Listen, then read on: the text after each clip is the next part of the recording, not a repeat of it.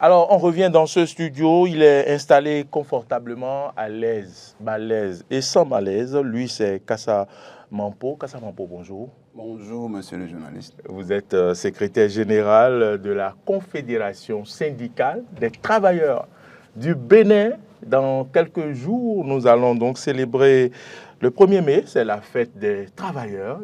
On veut savoir ce que la CSTB prévoit. Est-ce que vous allez vous retrouver entre syndicalistes et fêter, festoyer? Qu'est-ce qui va se passer le 1er mai? Merci, monsieur le journaliste, de me donner l'occasion de m'adresser aux téléspectateurs à la veille de cette importante fête, le 1er mai, qui est la Journée internationale du travail.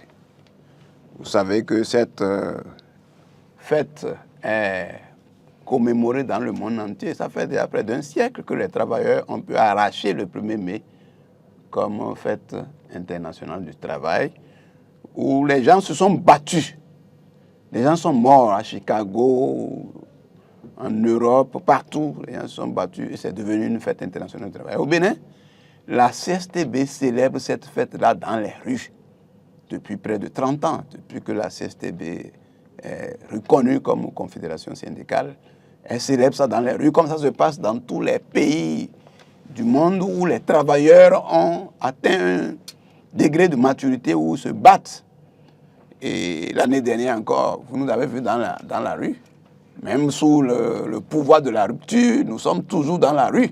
Malgré la répression en 2019, on nous avait réprimés devant la bourse du travail, on s'apprêtait à marcher, on a été gazés. Il y a eu la ligne rouge. La ligne rouge, mais nous l'avons franchie. De toute façon, en 2022, nous avons marché, 2023, nous allons marcher. Et cette année, la fête se célèbre sous le thème « Contre la faim, la vie chère, les répressions intenses et pour la souveraineté de notre pays. » D'accord. Intensifions la lutte pour la satisfaction de nos revendications. D'accord. Cela est très important parce que vous voyez... Qu'est-ce que ça veut dire tout ça? Ça veut dire quoi? Aujourd'hui, tout le monde a faim. La vie coûte cher, avec les taxes, les impôts élevés. Vous voyez, le maïs ne peut pas s'acheter. Le maïs est devenu de l'or. Même le simple haricot, le gari, c'est difficile.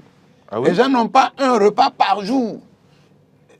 Beaucoup de gens radiés des sociétés et autres, publics comme privés, et dans le public, ils ont eu leurs droits.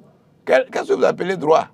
Quand vous travaillez, quand les gens travaillaient à Uden TV, on les a dit de partir. Quand ils sont partis, ils seront contents même si on leur donne les droits. Et quel droit d'ailleurs au Bénin?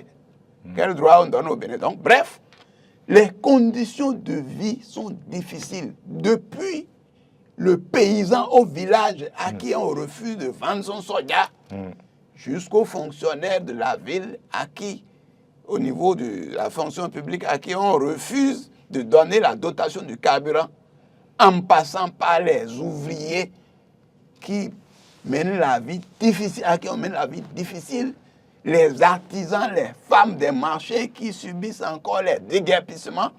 Et aujourd'hui encore, avec la situation de répression pour le code de la route, affaire de casques et autres. Pour la sauvegarde de la vie, la vie des populations contre leur gré. Pourtant, les gens meurent pour la sauvegarde de la vie des populations. Les gens sont tracassés, les gens sont blessés. C'est pour tout ça là, c'est pour faire le bilan depuis le 1er mai 2022-23 jusqu'à cette date. Quel a été le point? Quel est le niveau atteint dans la lutte? On invite toutes les couches, de toutes les catégories, les salariés du public, du privé, les artisans, les femmes des marchés, les paysans, tous ceux-là sont invités à une marche. Ça se célèbre sur toute l'étendue du territoire. Vous avez eu les autorisations? On n'a pas besoin. Pour faire une marche, on ne demande pas autorisation. La loi n'a jamais demandé. On a toujours fait une marche. Le préfet Orunla exige le respect des textes. Non, aucun texte n'a dit ça. Nous avons toujours marché, non? Je suis un champion des marches, moi qui vous parle. Donc, ce n'est pas lui qui va venir inventer la loi.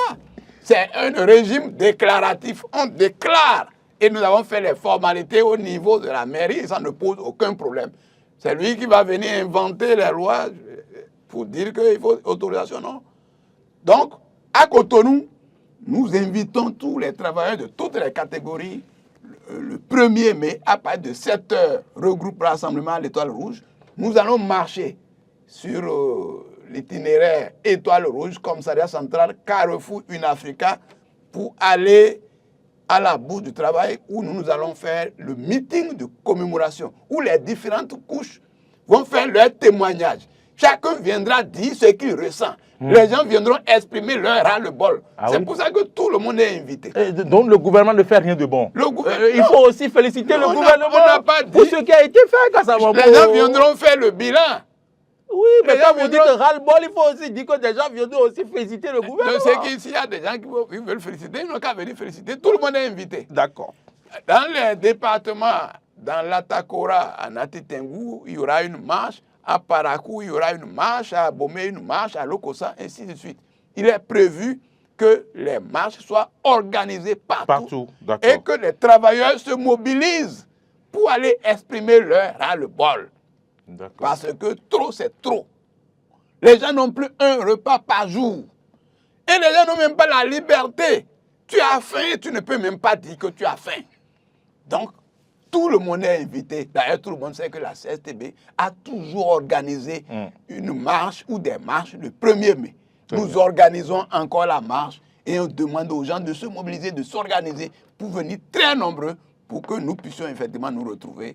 Ce n'est pas une affaire des salariés, une affaire des fonctionnaires, c'est une affaire de toutes les catégories, toutes les couches, y compris les journalistes qui souffrent d'ailleurs beaucoup aujourd'hui. Je plains la presse. On sera là, on sera les premiers. C'est à quelle heure déjà à l'Étoile Rouge? Ça commence à 7 heures. Moi, à 6h30, je serai déjà à la place. Je souffre beaucoup. Tu souffres beaucoup. Et Kassa Mampo, merci d'être venu malgré votre emploi du temps très chargé. Vous vous êtes déplacé pour Glodjigbe malgré l'embouteillage. Quel est votre mot de la fin?